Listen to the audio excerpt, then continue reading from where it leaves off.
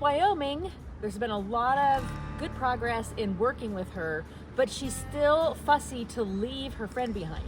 What I started doing for the past year or so almost is taking Khaleesi out first, and then she's way more willing to be haltered. But I know we haven't actually addressed that she doesn't want to be haltered and taken away from her friend. So I'm starting to dig in there, expose some of the problem areas, and work together to help her clear that up with me.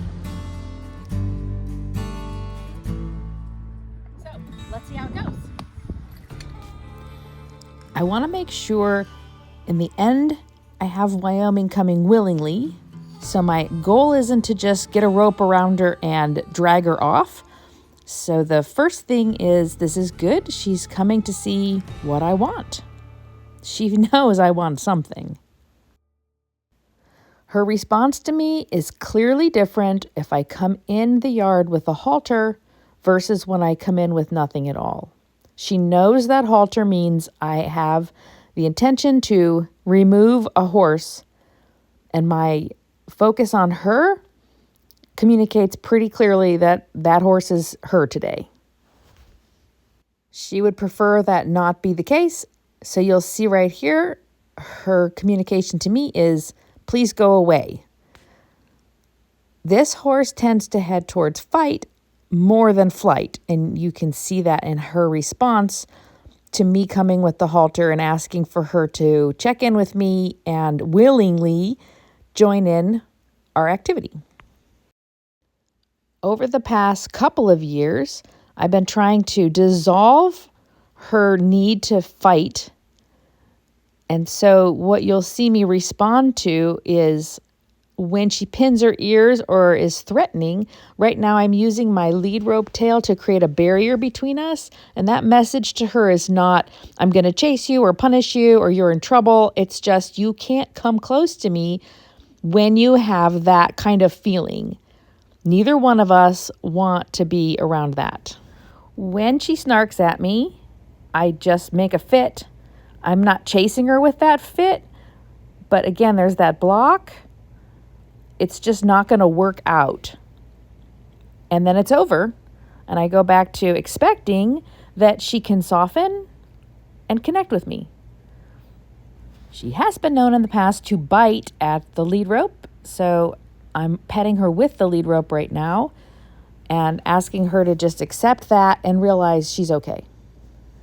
I could easily have put that lead rope over her neck, which would have made it possible for me to get her haltered, but I want her to be more willing.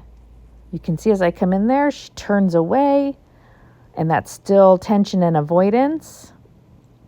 But I go in with the halter and the lead rope, and then I withdraw, hoping that she will, at some point, draw in and be more willing.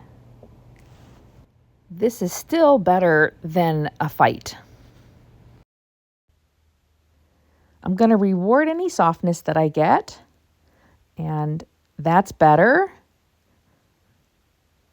And help her to realize I'm not just trying to drag her off according to my own needs, and that I'm listening and being patient with the process and hoping that each step of the way she can just start feeling better about it. This is not the ideal way to put a halter on, but at the moment I'm going to go ahead and work with this more awkward manner because it's a little easier for either of us to tolerate because my arm is not over her neck where I normally would have it. And so if that's what works for her comfort level right now, we're just going to go with it. I have the halter on. She wasn't completely willing, but she didn't fight. And now you can see I'm asking her to leave Khaleesi alone and choose to come with me. And that is not too bad. Because she made the choice, she's more willing to stay with me as we leave. That wasn't so bad, actually. We've had a lot more fighting in the past. So I go ahead and release her to try again and get a little more practice in. This is already looking a lot better. So then I pull the halter out. And the way I'd like to be able to put it on is much more over the head in that manner, but she is not able to tolerate it. And this time, at least she leaves instead of attack. So that's a start. She's heading straight back to her herd leader, Khaleesi, where she finds more security at the moment than me, and clearly wants to stay with Khaleesi, but I'm going to try to draw her away. Even just a little bit, just a tiny attention. There you go. So I'm not just going to get her, but I want to draw her attention toward me. That is a better plan. Thanks, Khaleesi, for walking away. Not helpful. Oh, and now she's blocking the view. Thankfully, I have a camera person today. So again, when she pushes away from me, I'm going to move away and see if I can draw her back instead of just go in there. There's a little bit of that fight. She'd prefer I leave.